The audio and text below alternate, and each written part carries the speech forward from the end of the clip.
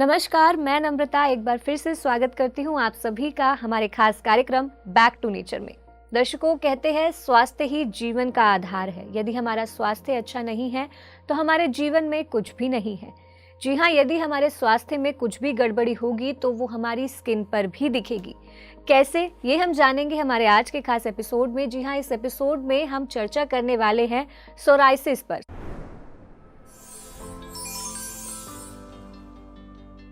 Psoriasis एक त्वचा संबंधित रोग है। सोराइसिस क्या होता है और कैसे हमारे स्वास्थ्य से जुड़ा है, ये हम जानेंगे हमारे साथ कार्यक्रम में मौजूद health expert naturopath doctor Rajni Duggal ji से। तो चलिए सबसे पहले मिलकर उनका स्वागत करते हैं। मैम, बहुत बहुत स्वागत है आपका कार्यक्रम में। नमस्कार जी मैम, जैसे कि हमारा जो विषय है सोराइसिस, तो सबसे पहला प्रश्न तो यही रहेगा, सोराइसिस आखिर होता क्या है और ये बॉडी के किस किस पार्ट पे इफेक्ट करता है? सोरियासिस जो है वो एक ऑटो इम्यून डिसऑर्डर है, यानी कि हमारे स्किन में एक इस तरह का चेंज आ जाता है कि हमारी स्किन में जो सेल प्रोडक्शन है उसमें एक विकार उत्पन्न हो जाता है। सोरियासिस पूरी स्किन पे हो सकता है। ख़ास तौर पे ये एक तरह का ड्राई स्केल्स आते हैं, जैसे कि डेड स्किन, त्वचा की मृत त्वचा जो होती है उसके पैचेस बन जाते हैं स्किन के ऊपर, जो कि इची होते हैं, माने उसमें खारिश भी होती है, जलन भी होती है और ये हटते भी नहीं हैं। धीरे धीरे एक प्रोग्रेसिव डिजीज़ की तरह फैल जाते हैं। हालांकि ये कंटेजियस नहीं है, लेकिन ये स्किन के ऊपर शुरुआत में छोटे छोटे पैचेस के रूप में आ जाते हैं। मतलब बॉडी के किसी भी भाग में हो जाते हैं? ज़्यादातर सोरियासिस जब शुरू होता है तो पाया जाता है कि ये कोहनियों के ऊपर शुरू होता है। आमतौर पे लोग देखते हैं कि कोहनी ड्राई हो रही है और वो उसको साफ़ करना शुरू कर जाते हैं।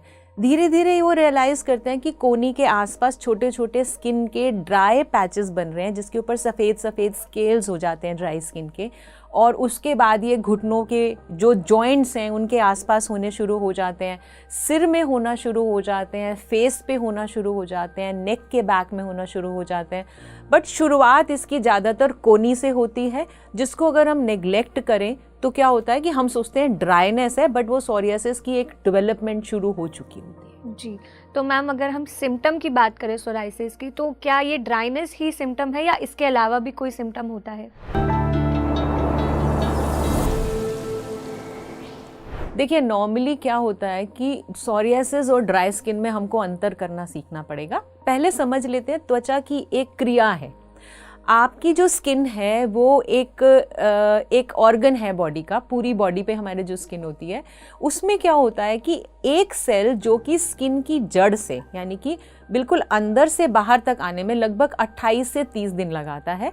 30 दिन बाद जब एक नया सेल स्किन के सरफेस पे आ जाता है तो वो अपने आप झड़ने के प्रोसेस में आ जाता है। आप देखते हैं कि रोज आपकी त्वचा के ऊपर बहुत सारे डेड स्किन सेल्स जो है अपने आप झड़ जाते हैं और उनकी जगह नई त्वचा आ जाती है। जब एक ऑटो इम्यून डिसऑर्डर होता है कि हम इस प्रोसेस को हमने किसी तरह से खराब कर लिया या उसमें विकार आ गया या बीमारी आ गई, तो उसमें क्या होता है कि जो स्किन उतरने का समय है वो तो वही रहता है कि रोज उतनी स्किन उतरेगी, लेकिन बनकर ऊपर आने, नए सेल्स के ऊपर आने का समय जो है वो जल्दी हो जाता है। यानी लगभग 12 से 15 दिन में एक स्किन सेल्स जो है सरफेस पे आने लग जाता है, लेकिन झड़ने की प्रक्रिया वो तेज नहीं होती। तो वो जो डेड स्किन सेल है वो स्किन के ऊपर चिपका रह जाता है और ड्राई सेल्स का पैच बनता चला जाता है और उसमें धीरे धीरे इन्फेक्शन भी होता है, ड्राइनेस होती है। ऐसा लगता है जैसे बड़ी गंदी सी एक त्वचा का पैच बन गया है। खारिश होना एक स्वाभाविक क्रिया है और उसके बीच में रेडनेस होना भी एक स्वाभाविक क्रिया है, और ये बड़ा इरिटेटिंग होता है देखने में भी, और जिस व्यक्ति को ये समस्या होती है उसके लिए तो बहुत ही एक पेनफुल प्रोसेस होता है कि उसको बहुत इससे परेशानी होती है। तो ये एक ऐसा विकार है कि जिसको हो जाता है, एक प्रोग्रेसिव डिजीज़ है, बढ़ता ही चला जाता है यदि हम उसके सही कारणों को ना जाने और सही उपाय या उसको ट्रीटमेंट ना दें। मैम, जैसा आपने बोला कि कारणों पे काम करना बहुत ज़रूरी है, और सिर्फ इसी के कारण पे नहीं, हर बीमारी का अगर हम कारणों पे काम करें तो वो बीमारी होगी ही नहीं। तो सबसे पहले कारण ही जानना चाहूँगी कि सोराइसिस किन कारणों से होता है? देखिए, सोरियासिस अब एक बढ़ती हुई समस्या है, एक त्वचा का विकार है और इसको जानना बहुत ज़रूरी है कि इसके क्या कारण है जिस वजह से ये फैलता जा रहा है। तो सबसे पहले तो हम इसके बारे में ये बात करेंगे कि कुछ लोग खाने में स्वस्थ खाना नहीं खाते हैं, यानी कि पैक्ड फूड हैं या प्रोसेस्ड फूड हैं, मैदे का बहुत ज़्यादा इस्तेमाल या नमक का बहुत ज़्यादा इस्तेमाल या जैसे अल्कोहल लेना, स्मोकिंग करना, ये सब चीज़ यानी खाने के साथ संबंधित ये एक बहुत बड़ा रोग है। क्योंकि जब हमारी बड़ी आंत साफ़ नहीं होती है, हमारी बड़ी आंत में खुश्की आने लग जाती है, उस वजह से सोरियासिस एक बहुत बड़ी समस्या के रूप में सामने आता है। लेकिन आजकल के ज़माने में लोग इतने व्यस्त हैं अपने दिनचर्या में और अपनी भागदौड़ में कि वो ध्यान ही नहीं देते कि कब उनके जीवन में ये समस्या आनी शुरू हो गई। दूसरा इसका सबसे बड़ा कारण है वो है नींद का पूरी ना होना। आजकल की एक व्यस्त दिनचर्या में लोगों को ये ध्यान नहीं रहता कि हमारी नींद पूरी नहीं हो रही, जिसकी वजह से जो हमारी वाइटैलिटी है यानी कि हमारे स्किन का जो रिपेयर सिस्टम है वो काम करना बंद कर रहा है। हमारे शरीर का जो एक ऑटो रिपेयर सिस्टम है जो केवल नींद के दौरान, रिलैक्सेशन के दौरान काम करता है, वो जो है वो बिगड़ जाता है। और क्योंकि ये एक ऑटो इम्यून डिसऑर्डर है तो आपके अंदर ही ये विकार पैदा करने के सेल्स होते हैं कि जो जाकर अंदर ही इस विकार को क्रिएट करते हैं, यानी ये बाहर से नहीं आता। दूसरा इसका एक कारण हेरिडिटी भी है कि अगर आपके परिवार में किसी को ये प्रॉब्लम है तो संभावना है कि आगे की जनरेशन में ये फॉरवर्ड कर जाएगी। दूसरा इसका एक बहुत बड़ा कारण है स्ट्रेस। सचमुच स्ट्रेस इसका बहुत बड़ा कारण है कि यदि आपका स्ट्रेस लेवल बहुत हाई है तो क्योंकि ये एक ऑटो इम्यून डिसीज़ है तो क्या होता है कि वो स्ट्रेस की वजह से ये बढ़ने लग जाती है। तो इस तरह से स्ट्रेस इसका एक मेजर रीज़न है।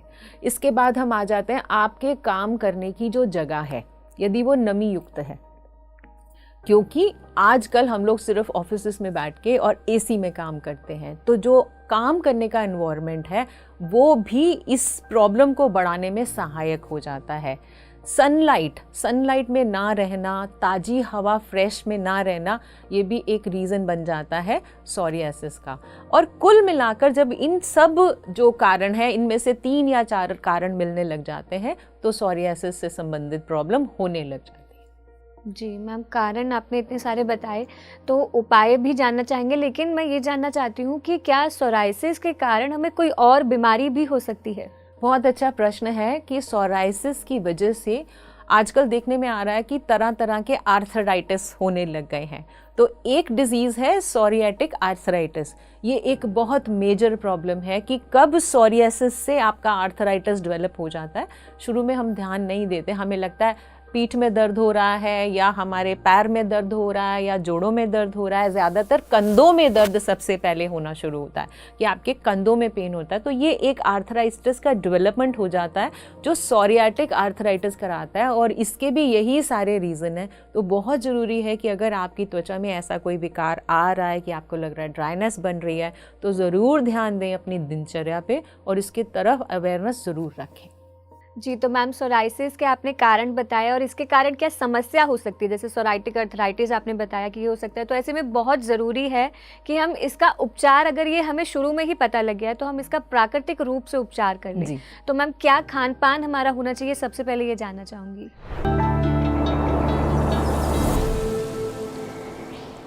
देखिए, खान पान पे ध्यान देना बहुत ज़रूरी है। ज़्यादातर लोग क्या करते हैं कि सोरियासिस हो गया, उसको एक स्किन प्रॉब्लम समझ के सोचते हैं कि इसके ऊपर कुछ लगा लिया तो ये ठीक हो जाएगा। ऐसा नहीं है। हमारी जो त्वचा है, जो उसके विकार है, वो हमारे स्वास्थ्य का आईना है। हमारे मानसिक स्वास्थ्य का, हमारे फिज़िकल जो हमारी प्रॉब्लम है उस स्वास्थ्य का, जितने भी हमारे अंदर विकार आते हैं, चाहे वो इमोशनल लेवल पे हैं या मेंटल लेवल पे हैं या फिज़िकल लेवल पे हैं, वो कहीं ना कहीं हमारी त्वचा में झलकते हैं। तो जब हम उसका उपचार करते हैं, हमें तीनों लेवल्स पे उसका उपचार करना पड़ेगा। यानी कि शारीरिक तौर पर भी स्वस्थ रहना पड़ेगा, मानसिक तौर पे भी स्वस्थ रहना पड़ेगा और इमोशनल तौर पे भी स्वस्थ रहना पड़ेगा।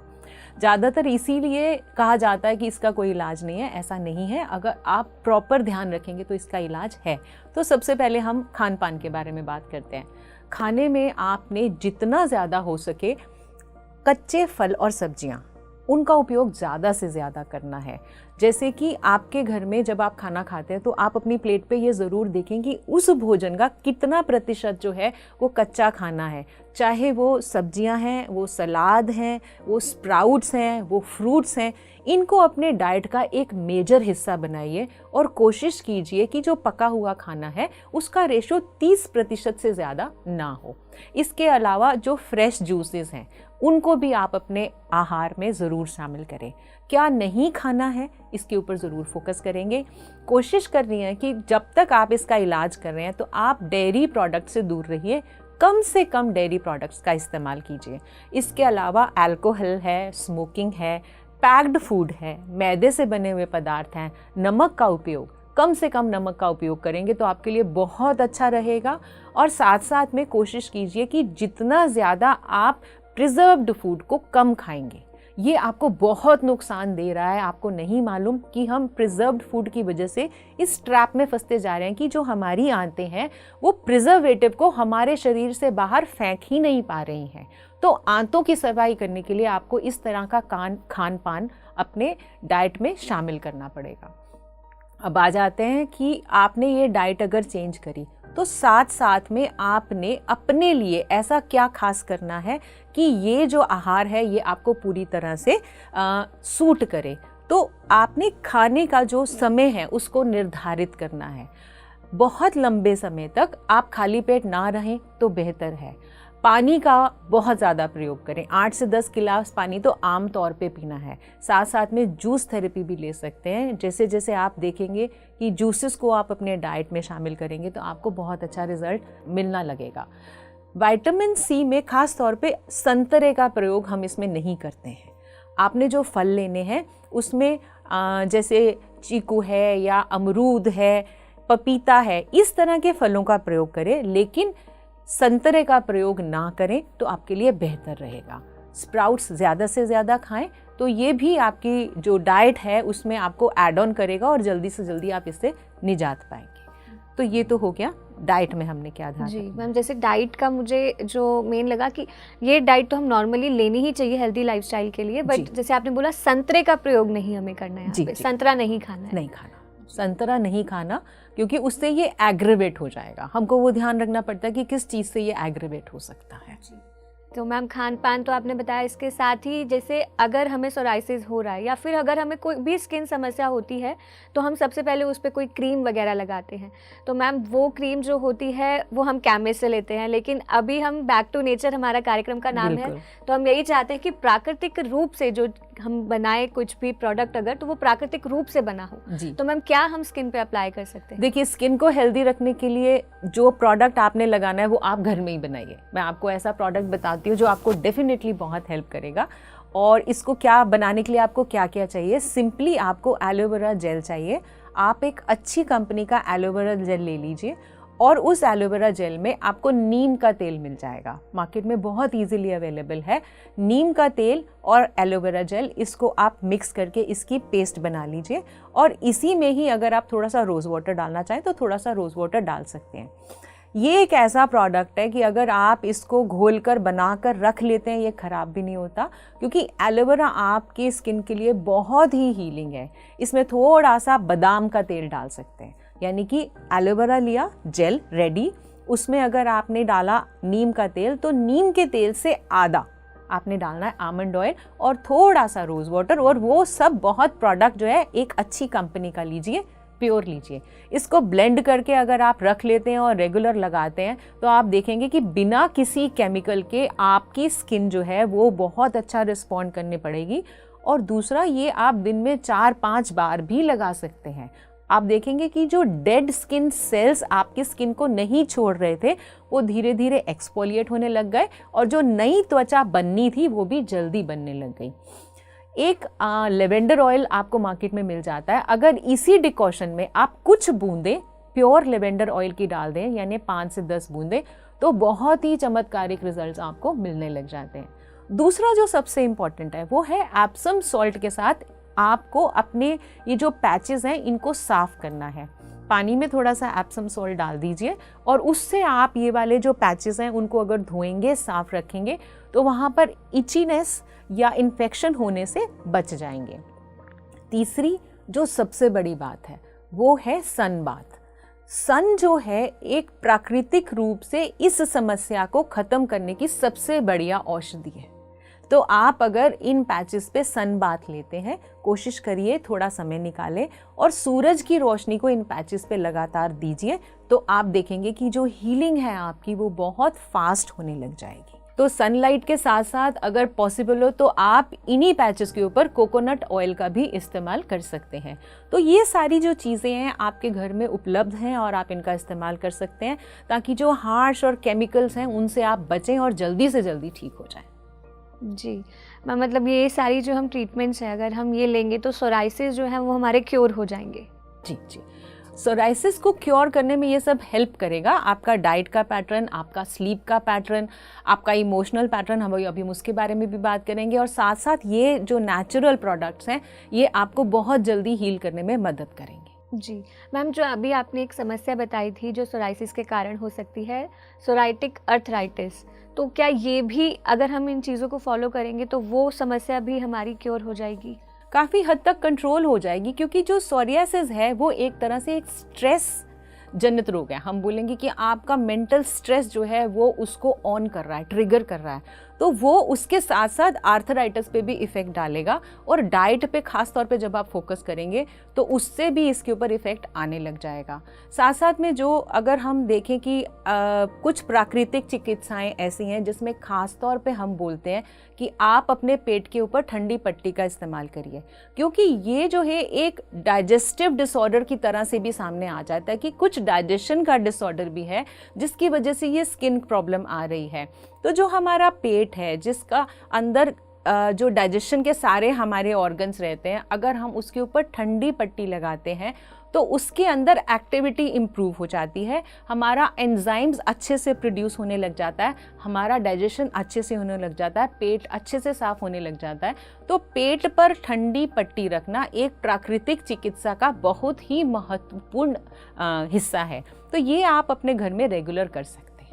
तो मैम, अब मैं जानना चाहूँगी कि जो योग प्राणायाम है ये कैसे सोराइसिस को हील करने में हेल्प कर सकते हैं, क्योंकि जैसे आपने बोला कि मेंटल हेल्थ जो है हमारा, उसकी वजह से सोराइसिस जो है ज़्यादा बढ़ता है। ये सबसे महत्वपूर्ण हिस्सा है कि जब ये एक स्ट्रेस रिलेटेड डिसऑर्डर है, ऑटो इम्यून डिसऑर्डर है, तो सबसे पहले हमें अपने स्ट्रेस लेवल पे कंट्रोल करना पड़ेगा। आप देखिए कहीं ऐसी कोई आपने महत्वाकांक्षा तो नहीं पाल ली है कि इतना बड़ा कोई आपने अपने सामने टारगेट रख लिया है कि जिसको अचीव करने में आप मेंटली, फिजिकली और इमोशनली ड्रेन हो रहे हैं, कि वो अचीव नहीं हो पा रहा, इस वजह से हमारा जो शरीर है प्राकृतिक रूप से अपने आप को हील नहीं कर पा रहा। तो सबसे पहले थोड़ा सा ठहरें और देखें कि मेरी जो व्यवस्था है या मैं इतना ज़्यादा व्यस्त हूँ, ये किस वजह से है कि जो मैं पा रहा हूँ, जो मुझे मिल रहा है, क्या वाकई मैं उसका उपयोग या उपभोग कर पा रहा हूँ? ना उपयोग करने का समय है, ना उपभोग करने का स्वास्थ्य है, तो किस चीज़ के पीछे मैं भाग रहा हूँ? तो समय आ गया है कि अगर ऐसी कोई समस्या है तो आप अपना विश्लेषण करिए कि मानसिक तल पे आपने अपने आप को कितना टॉर्चर किया हुआ है। तो छोटे छोटे टारगेट्स बनाइए, बहुत बड़ी महत्वाकांक्षा की बजाय छोटी छोटी इच्छाएं रखिए, और उनको अचीव करने के बाद जब आप खुशी में आएंगे तो आपके ब्रेन में सेरोटोनिन, एंडोमोर्फिन माने एक हैप्पीनेस हार्मोन्स क्रिएट होंगे जो अंदर ही अंदर इस ऑटो इम्यून डिसीज़ को हील करने में आपकी मदद करेंगे। यानी अगर बीमारी अंदर से आई है तो हीलिंग भी अंदर से ही आएगी। जब आपका ब्रेन पॉजिटिव हार्मोन्स सिक्रीट करेगा, वही हार्मोन्स आपके डीएनए में जाके और एक्टिवेट करके और इस डिजीज़ को अंदर से ठीक करने में आपकी मदद करेंगे। तो ये एक बहुत इम्पॉर्टेंट पहलू है आपके जीवन का कि इसको ठीक कैसे करना है। अब उसके लिए आपने मदद किस चीज़ की लेनी है? ऑफ कोर्स थोड़ा सा योगासन करिए, खास तौर पे उष्ट्रासन या धनुरासन, इस तरह के आसन अगर आप प्रैक्टिस करें तो आपको बहुत मदद करेंगे। इसके अलावा मेडिटेशन यानी कुछ पल अपने साथ बिताएं, आप प्राणायाम करें, क्योंकि आपकी लंग्स की जो ऑक्सीजनेशन है, मानी ऑक्सीजन का एक बेहतर लेवल आपकी हीलिंग में आपकी हेल्प करेगा। तो प्राणायाम करना, मेडिटेशन करना और इसके अलावा कुछ योगासन करना भी बहुत ज़रूरी है। और अब लास्ट में अगर हम बात करते हैं तो आपकी दिनचर्या में सनलाइट को एक्सपोजर देना एक बहुत ही महत्वपूर्ण पहलू रहेगा अगर आप इस डिजीज़ को सचमुच ठीक करना चाहते हैं।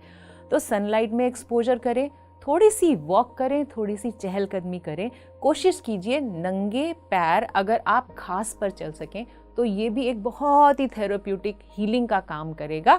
और कुल मिला के जब आप इन सारी चीज़ों को फॉलो करेंगे तो आप अपने सोराइसिस को काफ़ी हद तक ठीक कर पाएंगे और साथ में ये जो समस्या है इसको बढ़ने से भी रोक पाएंगे। यानी कि पूरी तरह से अपने आप को प्रकृति से जोड़ लेना है। जी बिल्कुल, जी बिल्कुल।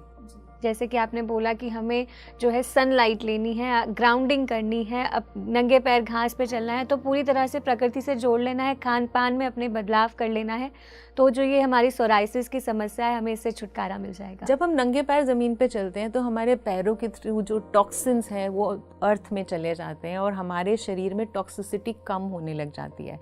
तो आहार, व्यवहार, विचार, आपका लाइफस्टाइल, आपका जो मेंटल स्टेटस है, ये सब कुल मिला के एक ऑटो इम्यून डिसीज़ को कंट्रोल कर सकता है। किसी एक पहलू से नहीं काम हो, सब मिलके करना। जी बिल्कुल। जी, तो मैम इतनी सारी जानकारी आपने सोराइसिस पे आज दी है तो उसके लिए बहुत बहुत धन्यवाद मैम आपका। Thank you so much. तो दर्शकों, आज हमने इस कार्यक्रम में चर्चा की सोराइसिस पर। सोराइसिस क्या होता है, सोराइसिस हमारे कैसे स्वास्थ्य से जुड़ा हुआ है, क्योंकि ये जैसे मैंने आपको शुरुआत में बताया कि हर त्वचा संबंधित रोग हमारे स्वास्थ्य से जुड़ा होता है। तो जो आपने इस कार्यक्रम में आज जाना उसे अपने जीवन में ज़रूर शामिल करें। जैसे अपने डाइट में बदलाव करें, प्रकृति से अपने आप को पूर्ण रूप से जोड़ ले, ध्यान अपने जीवन में अपनाएं। जब आप इन चीज़ों को करेंगे तो ना केवल सोराइसिस बल्कि बहुत सी बीमारियों से आप निजात पा सकेंगे। तो आज के लिए बस इतना ही। हम फिर मिलेंगे अगले कार्यक्रम में, लेकिन जाते जाते मैं आपको याद दिला दूं कि यदि ये कार्यक्रम आप टीवी पे देख रहे हैं तो हमें यूट्यूब पे ज़रूर सब्सक्राइब करें, और यदि आप यूट्यूब पे देख रहे हैं तो हमें अन्य सोशल मीडिया प्लेटफॉर्म्स पर ज़रूर फॉलो करें। नमस्कार। TMC हिंदी बदले जीवन।